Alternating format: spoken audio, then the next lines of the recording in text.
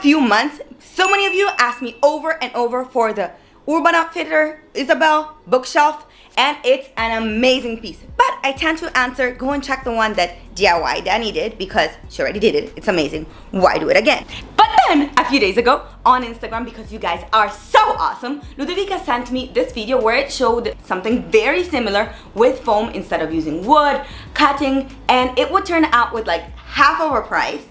So much easier, and it's basically an Ikea hack. And we're gonna need only very simple ingredients to make the entire shelf library come to life. One thing is the calyx that you're gonna go and buy from Ikea, the cardboard in which your calyx comes into, so do not break that, and some foam. Did I actually say ingredients instead of equipment? Oh, now I'm so hungry. Okay, let's go to lunch.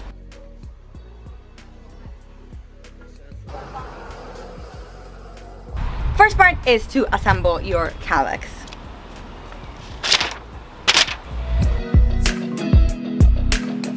This shelf is basically built like a puzzle. You just put one on top of the other one on every single side, and the original one has some sections that are way bigger than these little squares that we have over here. So if you want to keep the asymmetricality, is that a word? Of the original one, then we're also going to go and have to cut away a few of the shelf. This is not a mandatory, but I thought it was a good idea to show you also this version. Otherwise, just keep the boxes as they are and build it all the way to the end.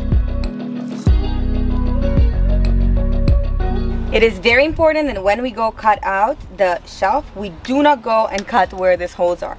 These ones have to stay inside the shelving because with this one we can connect the topper layers. Basically like this. It's gonna go on top. Cut away the first shelf and then continue assembling your shelf all the way to the top. You're gonna have to add also the side parts before cutting the second segment that we're gonna cut out, and then simply trace it and cut it away. Enjoy your shelf. So pretty. Time to use this lovely and exquisite cardboard. We're gonna tear apart the front and the back of it without breaking it. Yeah. And then we're gonna go stick it on the back. We are simply gonna use some tape to put it in place and be sure that it's gonna stay stable on the back for the entire process of our shelving construction. Okay, my friend, one super important characteristic of this library over here is the fact that the sides, or basically every single corner, is not squared. It's rounded and girly and soft. So that's what we have to do on these edges. We're gonna go and do even this with the cardboard. So get one slice, put it on the side, and we're gonna wrap it like a sort of arch.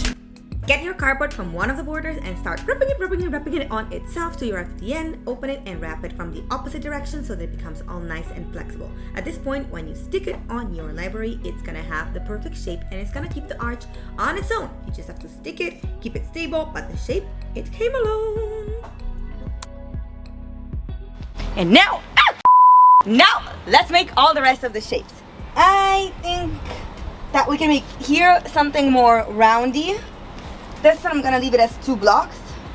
On the bottom, I wanted to divide this one into 2 sections. Yeah, I'm looking at the picture because I don't remember it. This is just my choice of design. You can do whatever shape you prefer. Guys, you can literally do any shape you prefer according to what you think you're gonna put inside. If you have like taller plants that you want to put inside and big vases, then make the squares bigger. If you instead have a lot of tiny accessories that you want to expose, then you can make smaller compartments where to fit them inside, and it's gonna look insane. I decided to do a mixture of both. I wanted to look not exactly the same shape of the original one, but to keep some big ones and some small ones. The foam. Guys, we have now this weird geometrical shapes, and what we're gonna do is go and spray the foam not where we want the emptiness, obviously, but in the spaces that we want to fill up. So in here, in this sections over here. Let's go. I have already done this mistake once and I'm not gonna do it again. Hold your foam upside down while you're spraying it. The foam comes out so much more smooth, it's so much easier to control it, and remember that after that you put it inside, it's gonna become bigger. Once it dries, like 3 hours later, get a cutter and cut away all the excess because you see, it pops out, and make it all nice and smooth. Ah, this is looking so freaking awesome! Look at this! Look at this! you can totally see the shape already.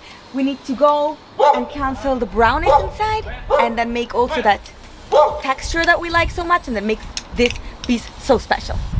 The spray paint.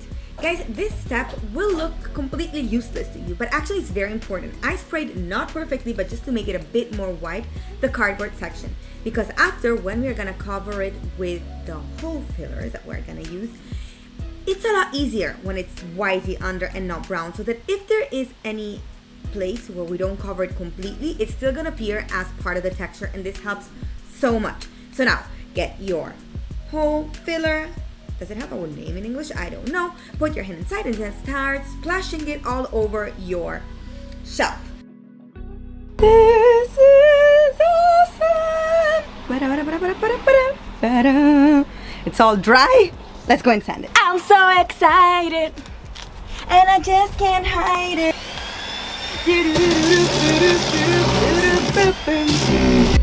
Time for some sanding, and we're basically done with the shelf.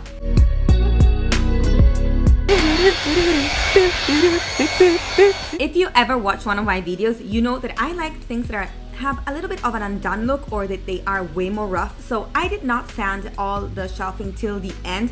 I left the texture way more visible than the original piece. But guys, you obviously can stay there, do it for a longer time, and make it as smooth as you like it. So much done! Please, please, please wear some sunglasses, protection glasses, something.